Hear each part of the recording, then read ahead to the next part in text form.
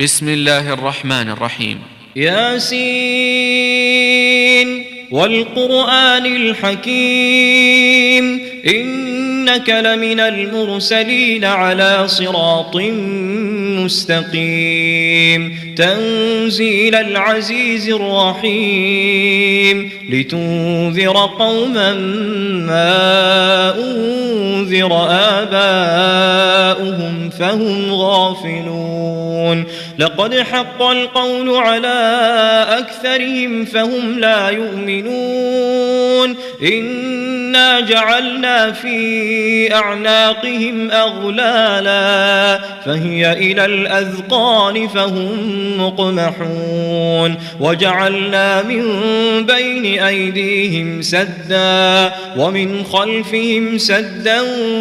فأغشيناهم فهم لا يبصرون وسواء عليهم أأنذرتهم أم لم تنذرهم لا يؤمنون إنما تنذر من اتبع الذكر وخشي الرحمن بالغيب فبشره بمغفرة وأجر كريم إنا نحن نحيي الموتى ونكتب ما قدموا وآثارهم وكل شيء أحصيناه في إمام مبين واضرب لهم مثلا أصحاب القرية إذ جاءها المرسلون إذ أرسلنا إليهم اثنين فكذبوهما فعززنا بثالث فقالوا إنا إليكم مرسلون قالوا ما أنتم إلا بشر مثلنا وما أنزل الرحمن من شيء إن أنتم إلا تكذبون قالوا ربنا يعلم إنا إليكم لمرسلون وما علينا إلا البلاغ المبين قالوا إنا تطيرنا بكم لئن لم تنتهوا لنرجمنكم وليمسنكم منا عذاب أليم قالوا طائركم معكم أئن ذكرتم بل أنتم قوم مسرفون وجاء من أقصى المدينة رجل يسعى قال يا قوم اتبعوا المرسلين اتبعوا من لا يسألكم أجرا وهم مهتدون وما لي لا أعبد الذي فطرني وإليه ترجعون أأتخذ من دونه آلهة إن يردني الرحمن بضر لا تغن عني شفاعتهم شيئا ولا ينقذون إني إذا لفي ضلال مبين إني آمنت بربكم فاسمعون قيل ادخل الجنة قال يا ليت قومي يعلمون بما غفر لي ربي وجعلني من المكرمين وما أنزلنا على قومه من بعده من جند من السماء وما كنا منزلين إن كانت إلا صيحة واحدة فإذا هم خامدون يا حسرة على العباد ما يأتيهم من رسول إلا كانوا به يستهزئون ألم يروا كم أهلكنا قبلهم من القرون أنهم فهم إليهم لا يرجعون وإن كل لما جميع لدينا محضرون وآية لهم الأرض الميتة أحييناها وأخرجنا منها حبا فمنه يأكلون وجعلنا فيها جنات من نخيل وأعناب وفجرنا فيها من العيون ليأكلوا من ثمره وما عملته أيديهم أفلا يشكرون سبحان الذي خلق الأزواج كلها مما تنبت الأرض ومن أنفسهم ومما لا يعلمون وآية لهم الليل نسلخ منه النهار فإذا هم مظلمون والشمس تجري لمستقر لها ذلك تقدير العزيز العليم والقمر قدرناه منازل حتى عاد كالعرجون القديم لا الشمس ينبغي لها أن تدرك القمر ولا الليل سابق النهار وكل في فلك يسبحون وآية لهم أنا حملنا ذريتهم في الفلك المشحون وخلقنا لهم من مثله ما يركبون وإن نشأ نغرقهم فلا صريخ لهم ولا هم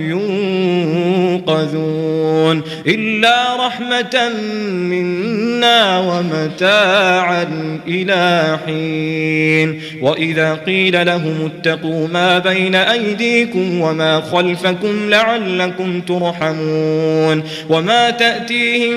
من آية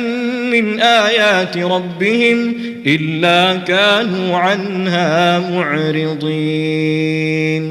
وإذا قيل لهم أنفقوا مما رزقكم الله قال الذين كفروا للذين آمنوا أنطعم من لو يشاء الله أطعمه إن أنتم إلا في ضلال مبين ويقولون متى هذا الوعد إن كنتم صادقين ما ينظرون إلا صيحة واحدة تأخذهم وهم يخصمون فلا يستطيعون توصية ولا إلى